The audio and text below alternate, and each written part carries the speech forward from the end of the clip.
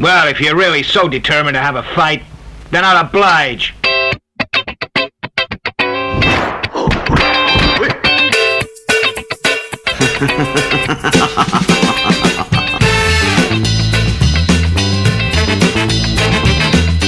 Hello everybody listening to this around the world on YouTube. My name is Ben Johnson. I am the host of the Kung Fu Movie Guide podcast. Thank you all so much for checking out this conversation from our archive. The conversation you are about to hear was originally released on the 5th of October 2020. It features my conversation with the star of The Raid, The Night Comes for Us, and the new Mortal Kombat film. That's Joe Taslim. You can listen to the latest episodes of this show and more conversations in our archive by subscribing to the Kung Fu Movie Guide podcast, wherever it is that you get your podcasts.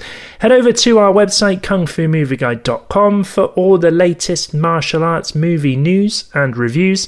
That is also where you'll be able to sign up to our monthly newsletter. You can also donate to us and get in touch. We are on Facebook, Instagram and Twitter, and if you do like what you hear, then please do make sure to subscribe to our YouTube channel. I will be back at the end to sign off properly, but until then, here we go. Here is my conversation with the awesome Joe Taslim.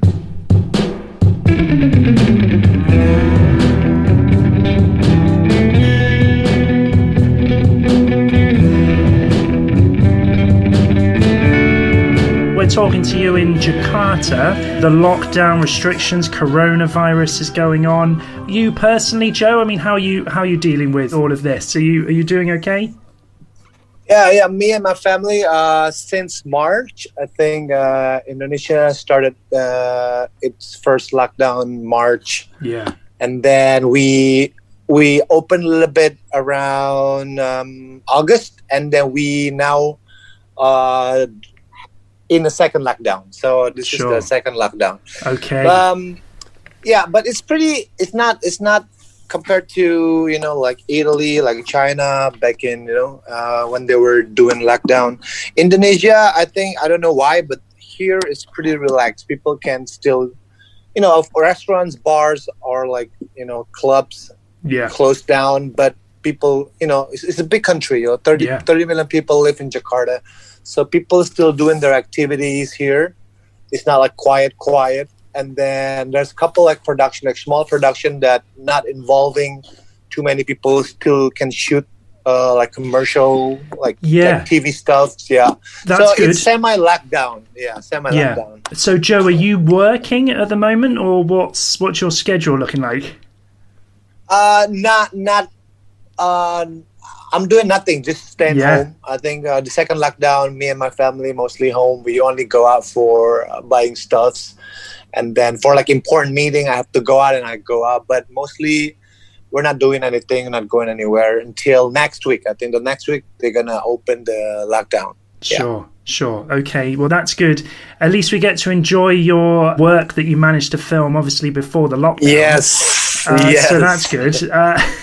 We should talk a little bit about Warrior, obviously, Warrior Season 2. So I'm a huge Warrior fan. I absolutely love Warrior, and I did binge watch the second season of this. It's such a fantastic show. Joe, you're excellent in it. Just tell me about the show. How did you first hear about it? Did you go through an auditioning process then to get involved in Warrior? Back in 2012, when I was working in Vancouver with Justin Lin, the director. Yeah. Justin mentioned about the show. He mentioned that he's developing the show based on Bruce Lee's vision. And then when it happens, he asked me, when it happens, I want you to be part of it.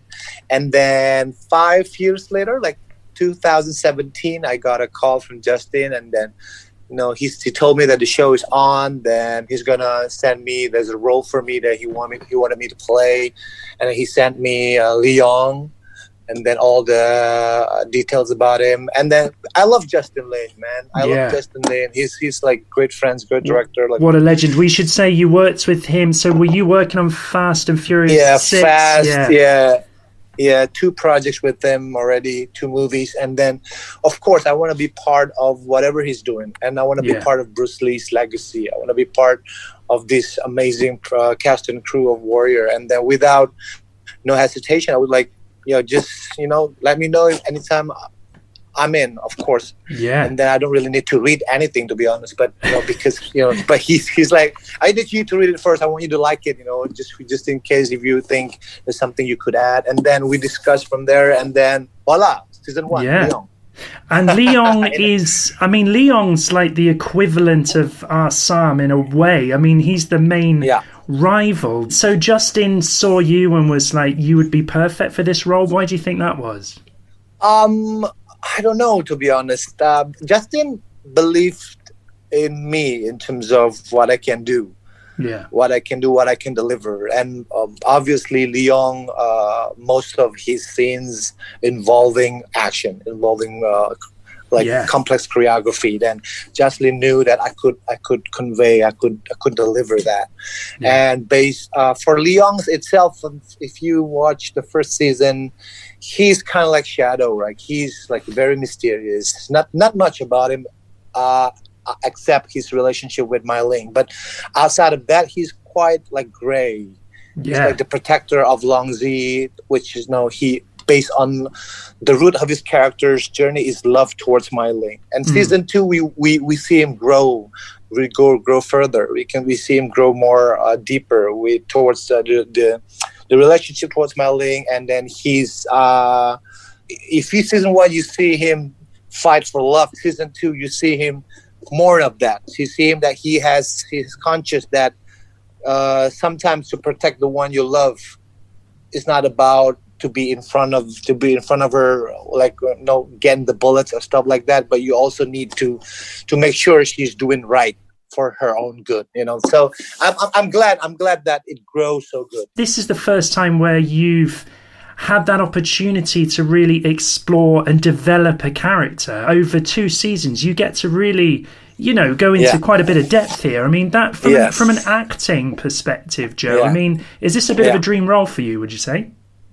I love the growth of this character, because when we were shooting season 1, I had no idea what's going to happen in season 2, but I believe Jonathan Tropper, because he said, I have a plan for your character. I mean, if you want to do another season with me, because I signed only for 1 season back in when we were shooting.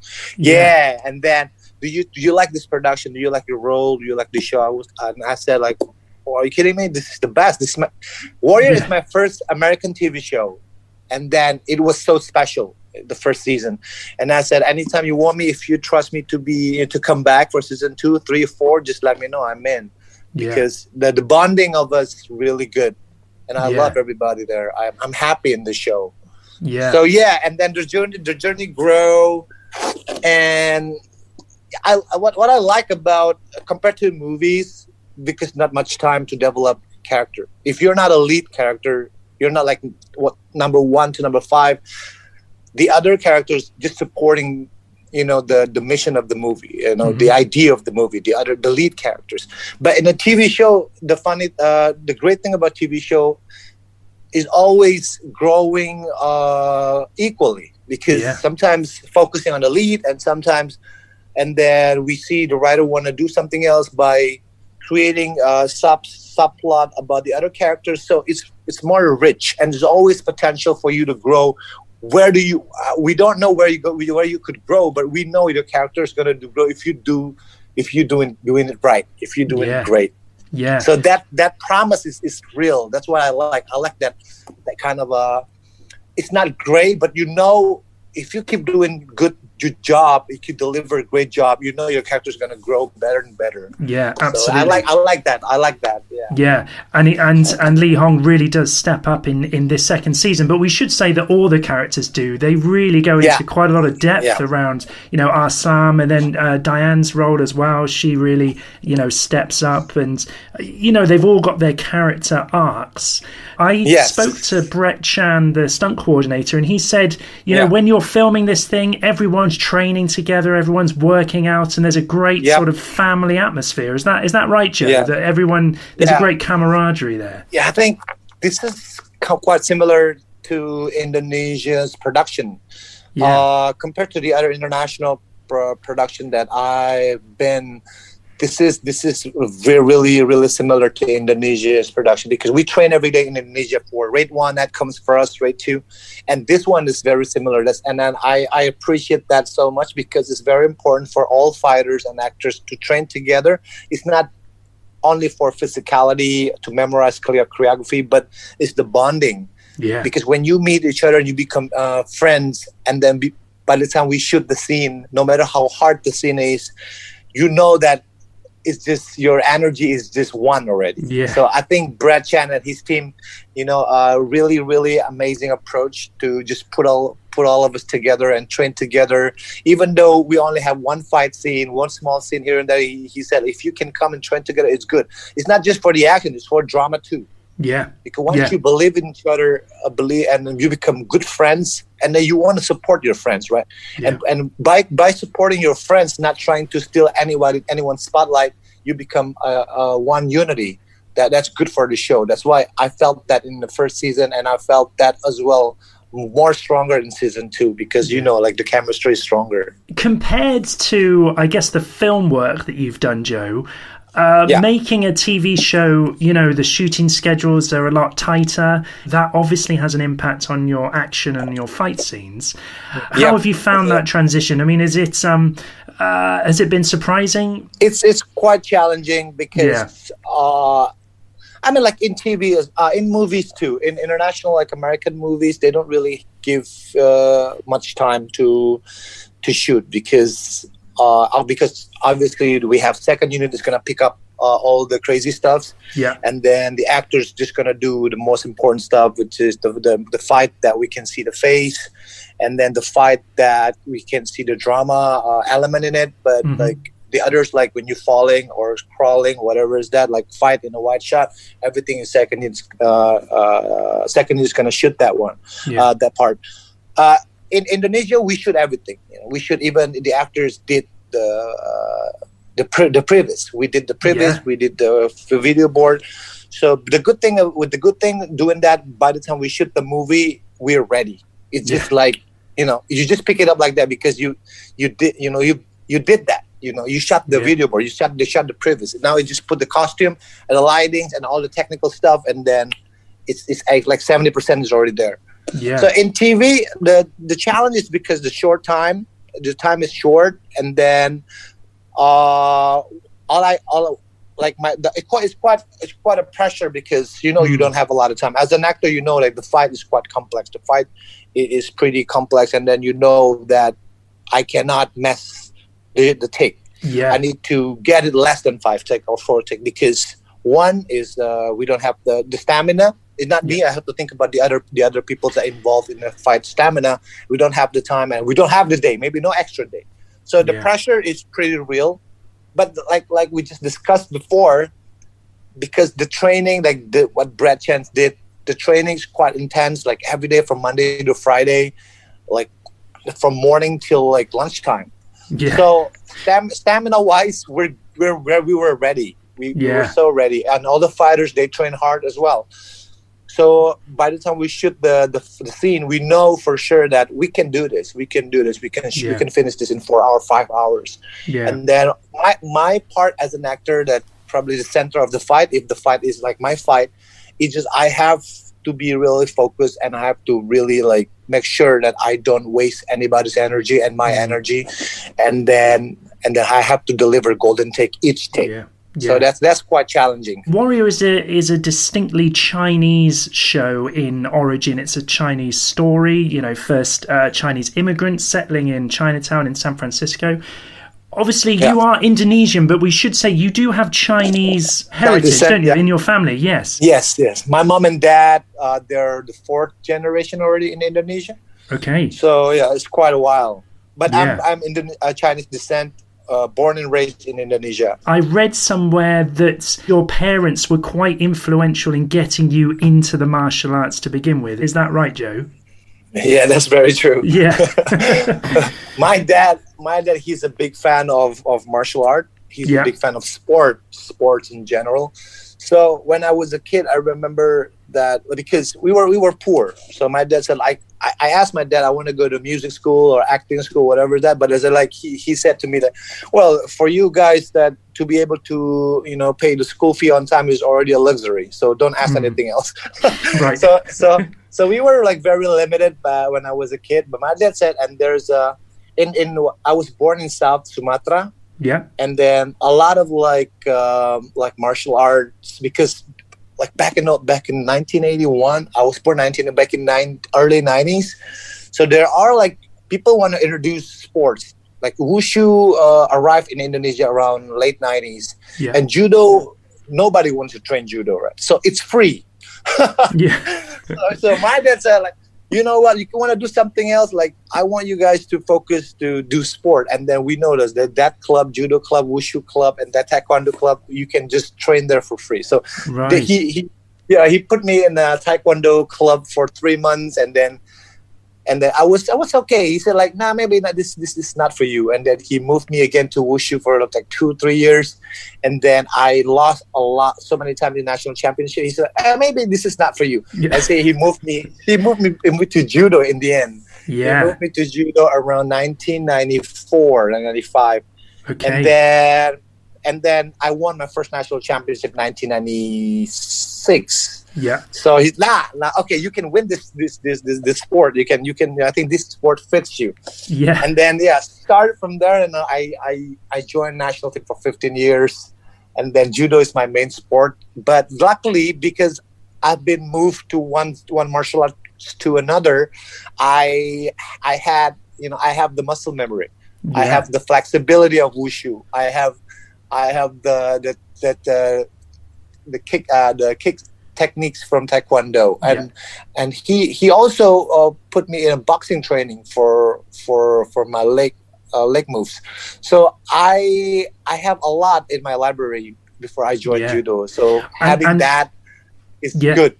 Yeah. Good, and Joe, you can see that on screen, because whenever I see you in a film, you can just tell there's something about you, the way you move. This is someone who has a competitive and martial arts training background. There's the sort of stuff that, it's really hard for actors who don't have this background to necessarily, to be shown as convincing in those fight scenes. But you definitely do. You do have that. You ended up doing martial arts, but that was the thing you wanted to do, was act. Yeah, like I love arts. Yeah, but arts is not cheap. You got to go to the music school or acting school. You got to pay. So my dad was poor back in old days, and then but it's funny because when I was a kid, every time after he beat me up if I made a mistake, typical Asian parents. Right. So after he was pretty strict then. And he's very disciplined, but very positive still. It wasn't crazy. Yeah. So after I got beat up, and then when I was still crying, he felt guilty. He always, with his old motorbike, he's like, okay, come with me, and he took me to the theater. So every time, like twice a week, every time, like I was pretty naughty, as you can tell, like twice a week to go to theater. It means twice a week I got beat up. So when I was in the theater, it calmed me down. Yeah. And then I made a promise to myself when I was a kid. When I remember it's like Alain Delon's movie, Chuck Norris movies. So I made a promise to myself, like, this place is so sacred. It's so nice. I love this place. It cheered me up. And I want to be the people that working on that large screen someday when I grow up. So that's my dream when I was a kid. Yeah. But it went 2 decades to something else, so it's okay. Yeah. Your professional judo career did last for a while. I know that I believe the only reason you stopped was because of a knee injury. Is that right? Yeah, I had my first injury when I 2000, and then it was my right leg ACL, and then the left leg, my left knee ACL problem as well in 2007. And that's why I retired in 2009. Yeah. And you're only in your late 20s then, but you could have continued competing. Do you think you would have continued if that hadn't have happened? I love judo. I still love judo. I still train. I still train once in a while. Well, I mean, it's very hard when you have both of your knees injured. But if I didn't have those injuries, I probably still fighting now. Yeah. And still acting, both. Why not? Yeah. Yeah. Once you had retired from judo, you moved into acting. You made a few supporting roles in Indonesian films before the raid came along. Did you want to make it in action films, or were you just happy to sort of act and appear in any kind of film? It's pretty funny in my case. My first movie was horror movie. The second movie was thriller. The Raid was my first action movie. But I know for sure because of my background, I can deliver. I can play an action movie, an action character, and can do a lot of fight scenes because of my experience. But the funny thing, in terms of acting in general, I just feel alive to be on set. Yeah. I just feel great playing characters. I watch a lot of, I rarely watch action movies, to be honest, I got to say to you. I watch mostly drama movies. Sure. And then that's why I think in my benefit as a martial artist and then have so many martial arts background, I can convey an action scenes maybe with my experience better than people who don't have those. Yeah. But for me, acting in general, it just for me, it's just playground. Maybe I can just say it. It's my playground. I don't feel like working when I'm on set. When I'm shooting anything, I feel like this is something that is so much fun to play with. I don't really think about where my career is gonna go, what kind of an award I have to get. It's just, for me, if I can do this for the rest of my life, just to shoot, to be an actor, to play characters, to be on set, I would be very happy. Then obviously the Raid comes along 2011. That completely transformed. That changed your life, didn't it? Really, and then everyone else involved in that film as well. It was such a global success, and it's such an amazing film as well. Thank you. Yeah, you had met Gareth before when he was doing Marantau. Is that right? No, this is a funny story. Because I did 2 movies before the Raid, and then both of them are not action. Yeah. So I watched Marantau on theater when I was with my Silat friends, because I was still in prepping for Southeast Asian Games. Sure. You were still competing at that stage. Yeah, training camp, and then it's a Silat movie, right? So my Silat friends took me to theater. We watched it together, and then I loved that movie. And I said, like, if I want to do, guys, I told my friends, if I want to do something like involving action someday for in my acting career, I need to work with this guy. So I hunt him down. So it's a bit scary. I told him the story. He laughed. I Googled this guy who's the director of this movie, and then I looked for his Facebook, and then I introduced myself, and then I asked for a chance. I asked him, I messaged him on Facebook. I said, like, I'm a judo athlete. I'm an actor. I did these 2 movies, but if I want to do an action movie, I want to do it with you because I think you're the perfect guy, and then give me a chance. Give me one audition. And then he texted me back, and then I did the audition. I got the job. So it's funny. Thank you, Facebook. Wow. So that's amazing. But I mean, was Marantau a big hit in Indonesia then when it came out? I mean, it was quite a success then when it was released there. Marantau, it was Gareth Evans' debut in action. So it was okay. It was good, but not as big as The Raid. The Raid, yeah. It was, but people opened it. It's like eye opener. Eye opener for everybody. Like, oh, who is this character director? Who is this Iko Wise? So introduced Iko and Gareth in a really big time. Yeah. So, but the raid is smoothing everything up. Yeah. Now, talk to me a little bit about the Raid. So, were you involved in the previs for that as well, and the UACE team and Eco and Yayan and all those guys when they were conceptualizing that movie? Were you involved at that stage, or when did you sort of arrive into that movie? So in Indonesia, compared to Hollywood, it's a bit different. So in Indonesia, we have to do everything. Sure. We don't have double. No. Double is double is like it's a luxury. Like fancy word in Indonesia. Way before, but now of course, for safety reason, we use double for very, very specific scenes. Yeah. But back in 2010, when we were shooting the raid, we don't have that vocabulary double in the shooting area. So we did the previous ourselves. We trained, and then because I think Gareth said, like, you're a judo guy, we want you to have a little here and there to do judo technique. So we collaborated in terms of which part that you want to throw, which part is good to put a throw technique, and then we did that. But most of the choreography designed by Tim and Gareth. You get on pretty well with Iko. I know you've worked with him a few times now. So you get on well with Iko. Yeah, we're best friends. We're like brothers. We can hear each other and laugh about it. So that's how close. What was the shoots like then when you made the raid? Well, after the raid, everything feels like holiday. Yeah.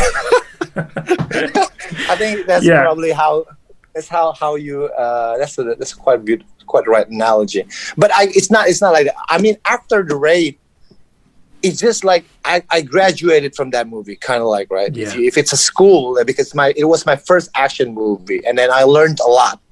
I learned about fights, screen fights, reactions, and silat, and then like it just for me, and that opened so many things in my artistic senses. Yeah. So. But the process of shooting that one, it was pretty crazy. Maybe that's the word, crazy. So was it quite a long? It was quite a long shoot. It's long shoot, and Gareth is he's a perfectionist. Yeah. A director. He's a very perfectionist director. He doesn't care. He doesn't care like 20 takes, 25, 40 takes, you name it. If it's not right, he's just gonna say again. Like at some point, like.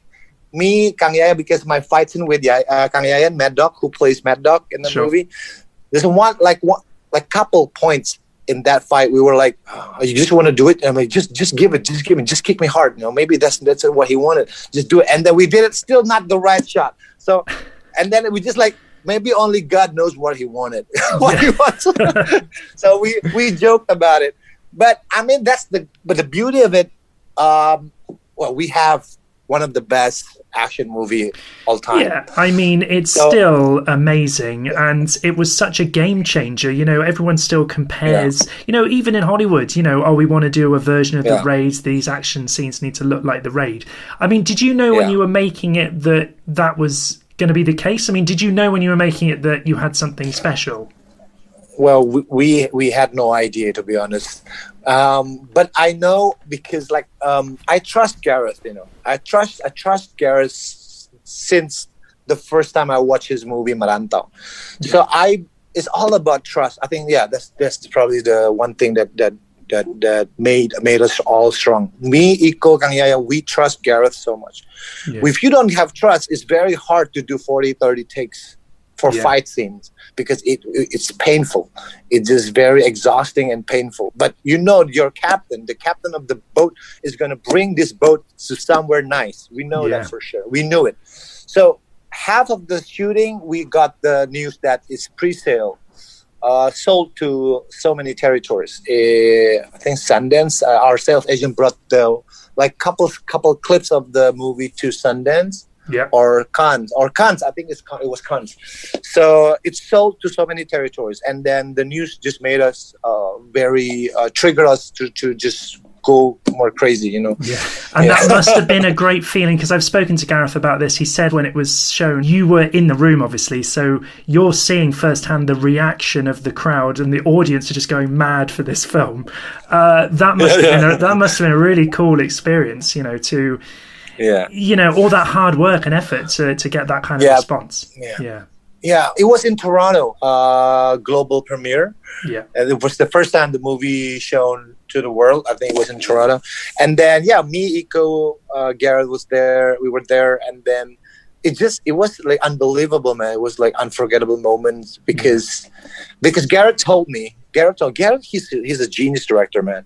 So he told me that in my vision, when you died, they need to shut up they need to be surprised. They need to get what the fuck. Yeah. And then he told me earlier, the moment that your character died, the moment that's gonna twist the power of the movie. People think that you are the strongest in this movie. That then Mad Dog is gonna take that from you, and people is gonna go all attention to Mad Dog. Then that's gonna make the final fight works. So he designed everything so detailed. So, but when we were watching the movie in Toronto, and then I was there, and then by the time when my character died, people were like watching a concert there, right? Like people were like, "Whoa, yeah!" They were like, they just like, it's so different than watching like more normally they watch movies. So people like just shouting, like watching concert. Yeah. So when the character died, everybody just silent. It was like a graveyard. Yeah. And then he poked me. Yes, we made it. We got it. No, they're gonna love this movie. It wasn't soon after that you were working in Hollywood. So did you were getting quite a few offers then as soon as the raid hit? The raid phenomena in Indonesia, it was crazy, and then I got people offered me like works and movies here and there. Did you want to continue doing the martial arts thing, or were you quite happy to, progress in action movies? For me, if I see a movie, not just, I don't box myself just to want to do action after the raid success and then probably thinking I'm just going to be the next action star.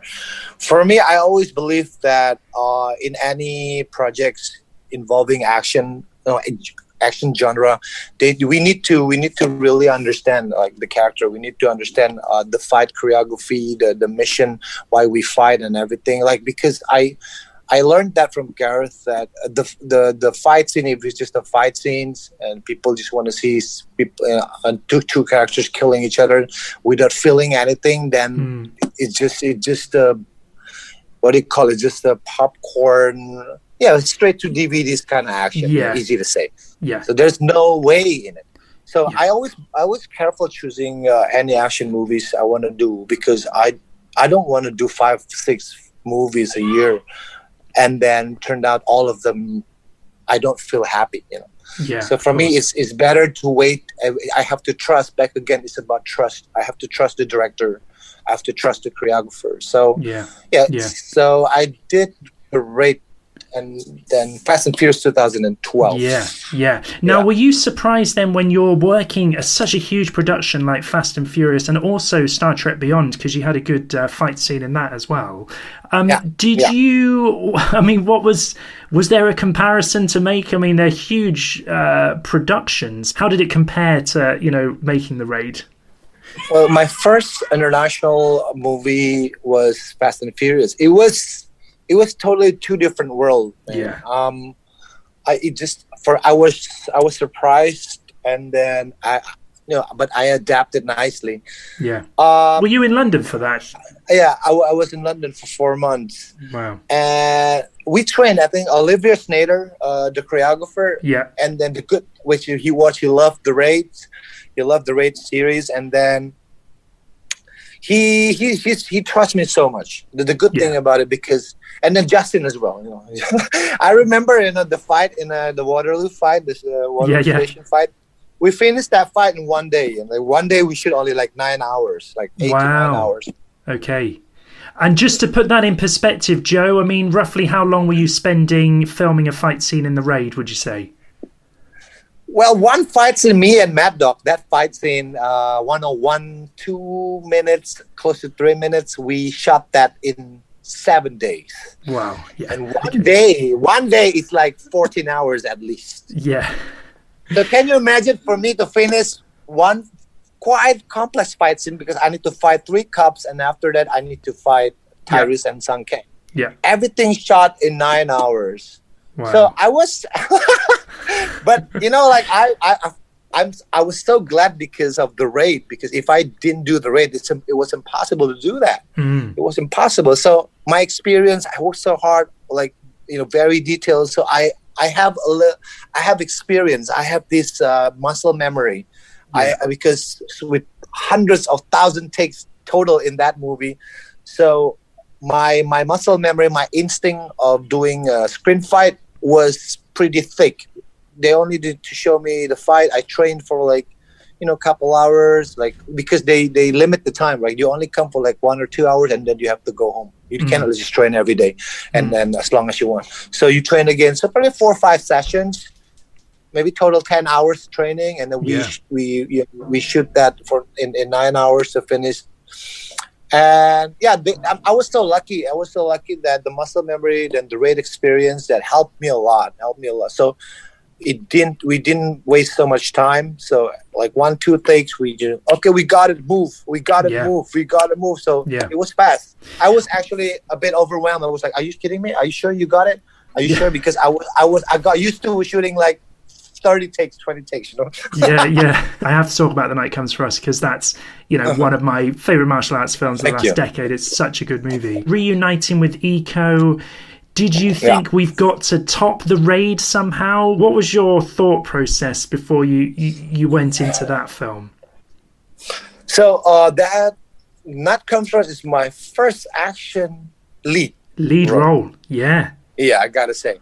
So the director is different. The director is Timo, directed that one. Timo, from the Mo Brothers. Yeah, the Mo Brothers. And then Timo, his background is horror movies, so he tried to combine slasher action. So you can see the movie is so gritty and so violent. And absolutely, even more violent than the Raid, I'd say, which is quite an achievement. Yeah, Timo's background influenced a lot in choreography. There's so many moments in that film where there's little flashes of sort of gore or sort of extreme violence that you'd only find only a horror director could come up with some of that stuff, surely. So Timo, every time like Wise team designs something, and Timo involved in terms of his vision, where he wants to go with the fight, and how the fatalities of the fight, how this character is gonna die, how this character is gonna get paralyzed, what's gonna happen, they're gonna slow him down. So Timo involved in terms of that points of the characters destroyed. So like I want this character to get chainsaw or whatever. That's all Timo's vision. Sure. The fights with Eco where you bite the razor once it's in your mouth, I'm guessing that's a Timo thing. That's a Timo thing for sure. Yeah. I thought it might be. He's crazy. But I mean, what a fantastic. I mean, it's an exhausting film, but what was it like to make? It feels quite intense, particularly that final fight scene with Eco, because you're just throwing each other around there. So quite an intense experience to make that film. Then, well, that fight especially was super fun to shoot. Because me and Nico were so close already. So that there are a couple of times that I hit him for real, a couple of times he hit me for real. But like I said before, we laugh about it. We're like, oh my God, you hit me for real. Oh, okay, stop. Like, check. We don't want to get the bruise because it's involving continuity. It's not because of the pain. We just more worry about the continuity. I cannot get, cuts or bruise because we were shooting this fight. It's not yet.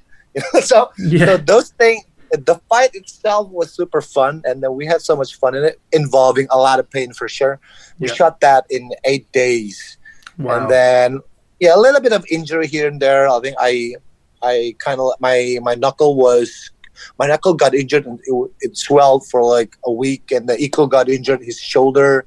So but that's beautiful injuries, injuries, because you're doing something that you love.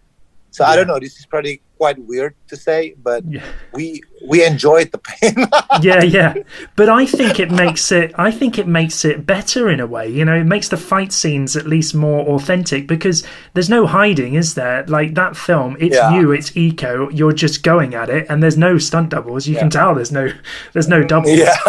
But you quite like that style of action then, do you? That sort of really, pretty intense, but that kind of hard hitting, that authenticity. Do you prefer to watch that, would you say, Joe? I like grounded. I like the fight that feels real compared to the fight feels flashy. So for me, every time I work on something that we discussed first, I said like you gotta make the fight believable. That's why Warrior is there. It's very grounded. It's very believable. Yeah. Of course, it's a movie. Of course, it's the fight has been designed, but we got to give that illusion to the audience that they need to believe that this fight. If I train kung fu for 5 years and if I get involved in a fight, that I probably could pull this off. You know what I'm saying? So it has to be believable. So that's my style of action. I don't really like the wire stuff, except if it's for something like, if you get crashed by a car, somebody need to pull you with the wire. You know. Sure. If you do superhero movies with not human strength, of course, if you punch somebody, they need to fly somewhere. Yeah. But if they're human, you gotta make it grounded. More better. You're a judo practitioner. You're a martial artist. You've done your own fight choreography, so you're often coming to projects or working with fight choreographers with quite a lot of knowledge already. How do you find that then when someone else is telling you the moves? I mean, you're cool with that? My style is when I work with choreographers, like new choreographers that I just met. My style, if I don't have to change anything, I don't want to change anything. Yeah, I respect that people who design the choreography, they put their time, they put their energy. So my job as an actor is to make that design great. Yeah. So if I have to change something, it doesn't change the dance flow. It just if let's say if I have to the choreography, I need to elbow a guy with the right hand, and I see from that angle, and then the section before that part, it's just easier to elbow that guy with the left elbow. So it doesn't change anything, but I try to make it my way. Yeah. Without changing anything. So I think it's as much as I can, for sure. But if it's really, really doesn't make any sense, I have responsibility to say something. But it's very rare. Usually, I just make it smoother. I don't change, but I make it smooth. Yeah. Working with Eco again, I know you've worked with the UACE team again, Hit and Run. I think they provided fight choreography there for that movie as well. So you guys are great together. So I'm guessing more projects maybe down the line, do you think?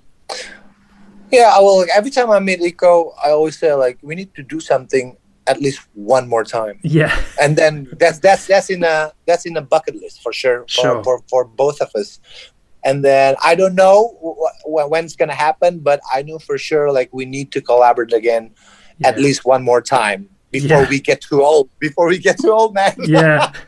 So, yeah, that's the plan. Maybe 2-3 years after later. I don't know. Let's see.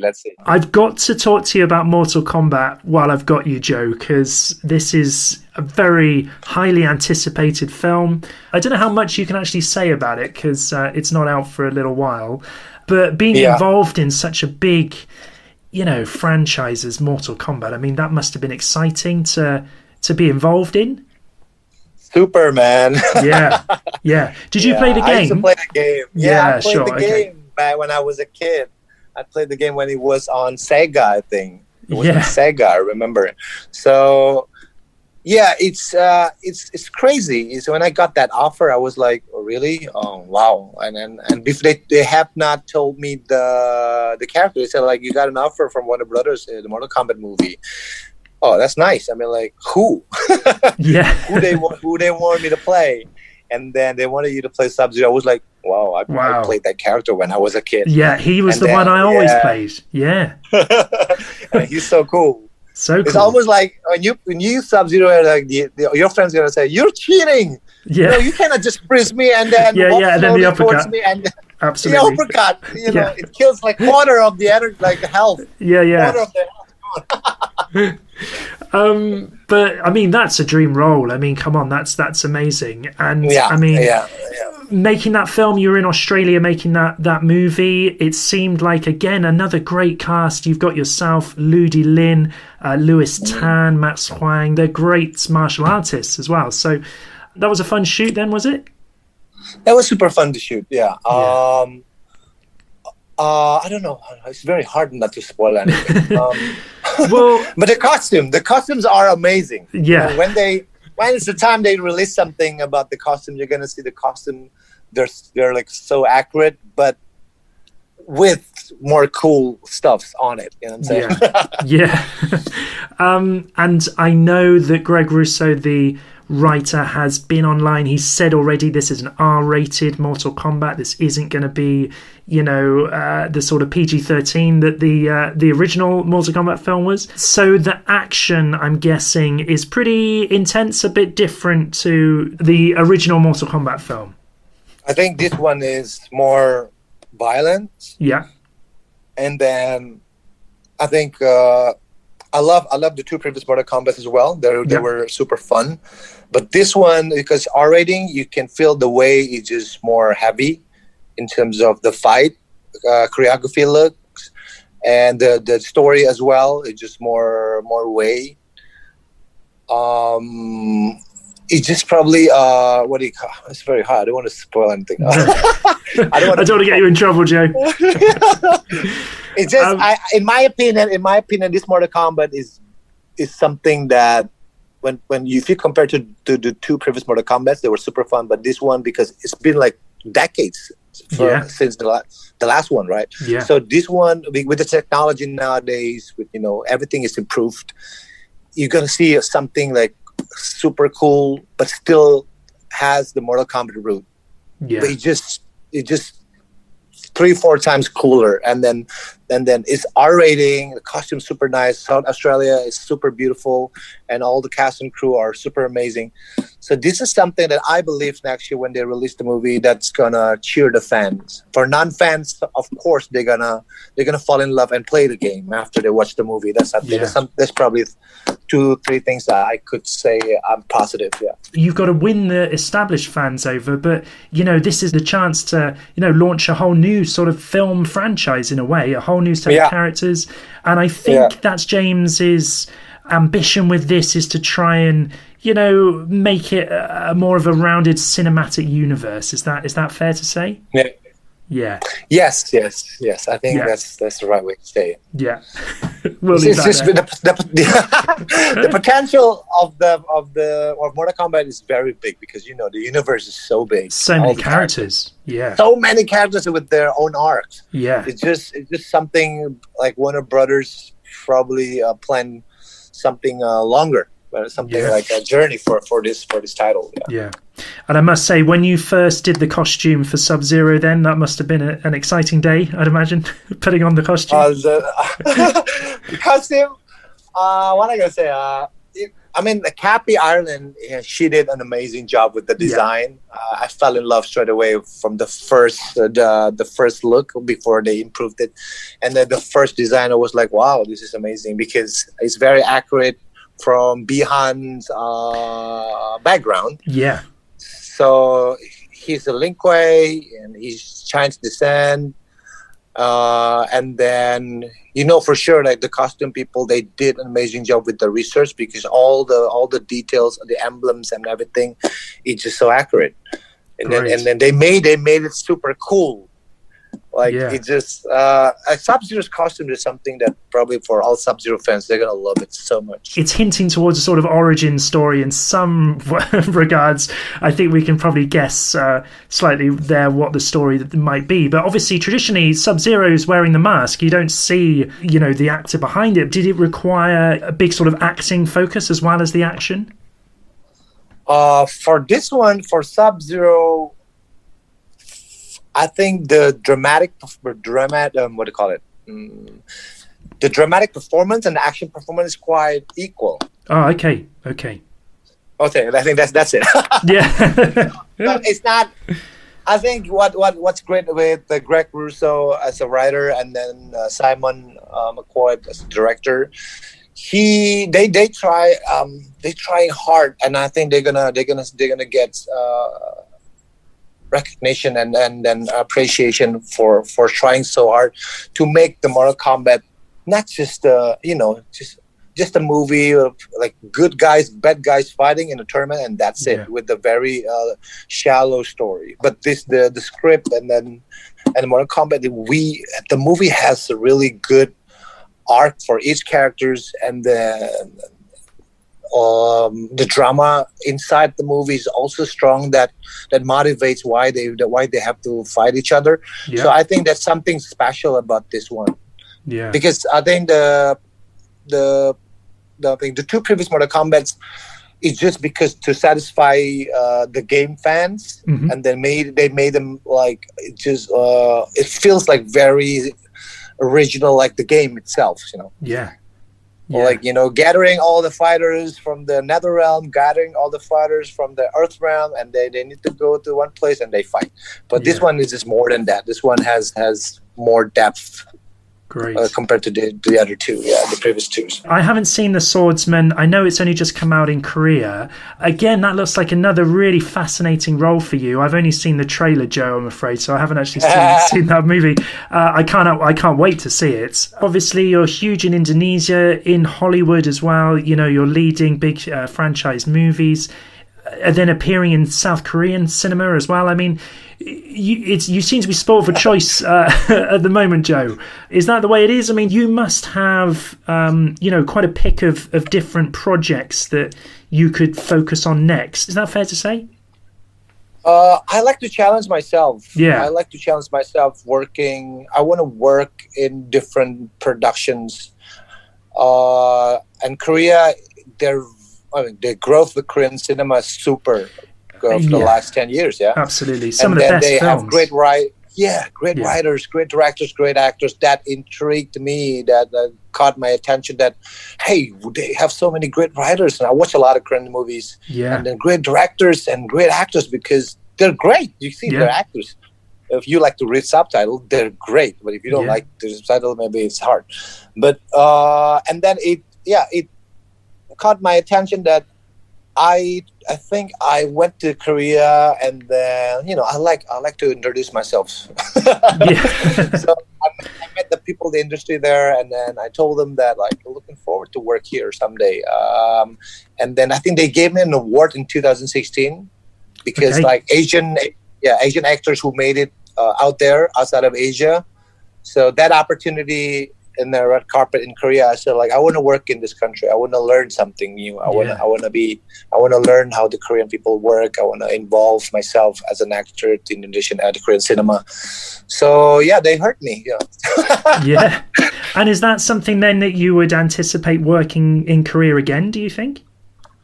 Why not? I mean, it's very hard because I don't speak Korean. I don't speak Korean language, so it's very selected roles I can play. Sure.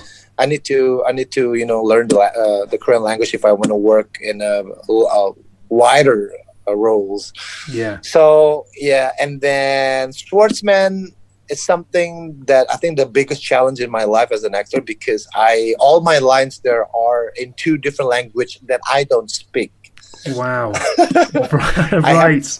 I have to speak Korean. There's a lot of monologues, lines in Korean. Then another language is Manchurian language, which is already not many people speak that language anymore. No.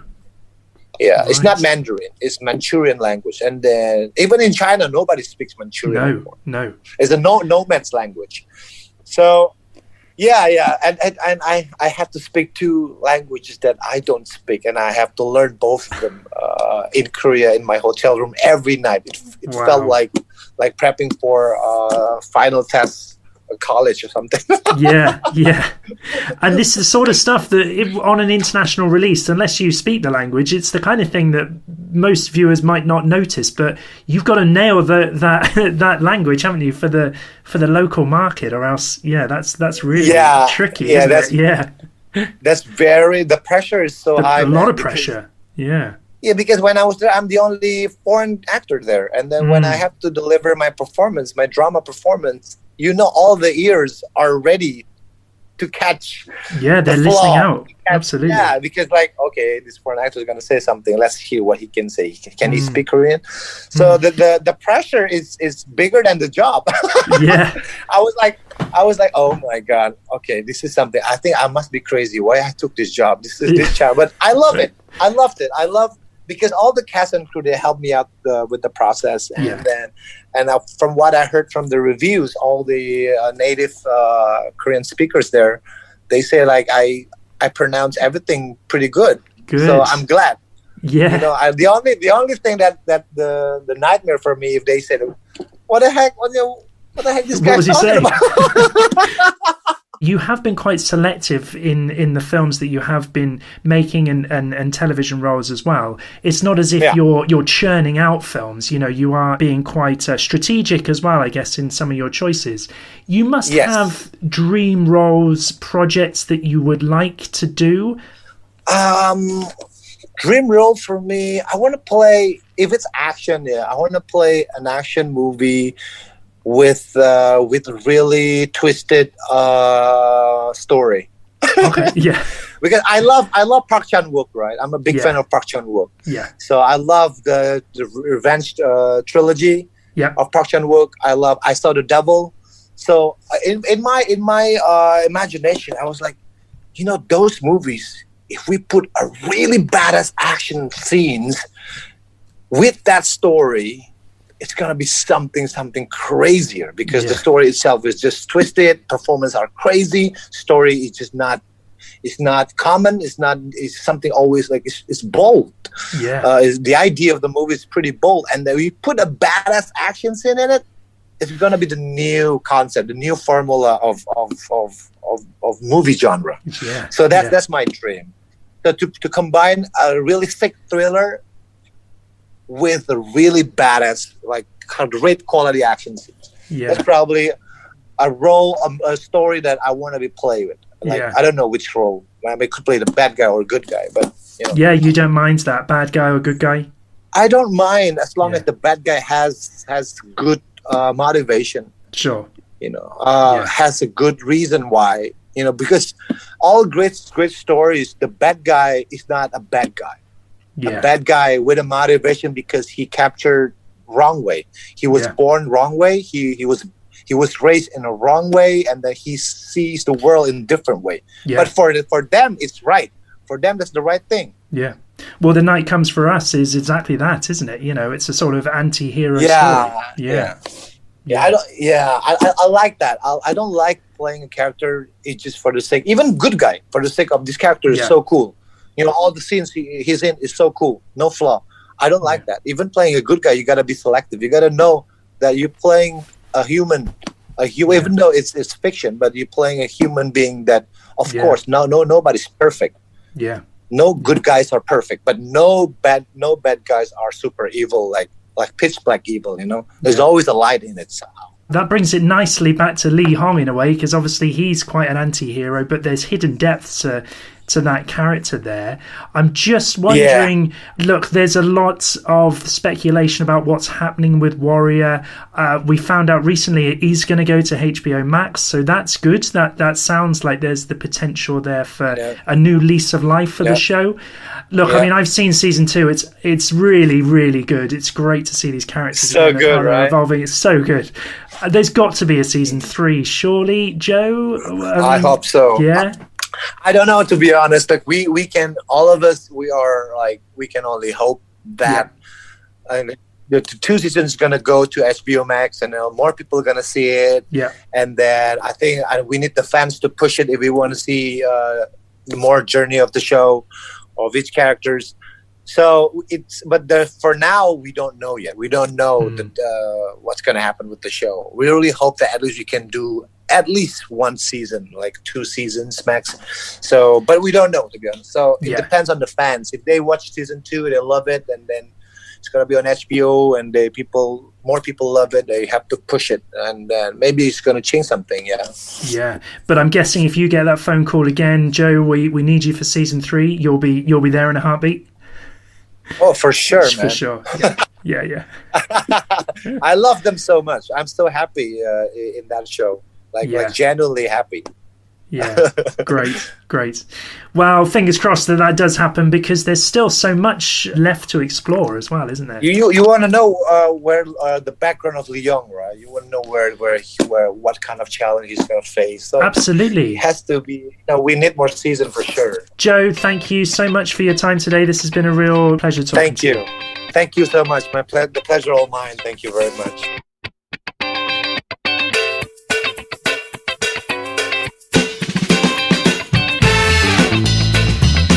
You have been listening to a conversation from the Kung Fu Movie Guide podcast archive. For more episodes, head over to kungfumovieguide.com and wherever it is that you get your podcasts. You can also contact the show and keep up to date with all of our latest news via social media.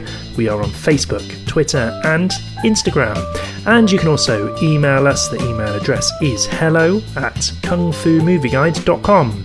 So this is Ben Johnson signing off for another episode. Thank you all so much for listening to this, and until we meet again, do take care and bye for now.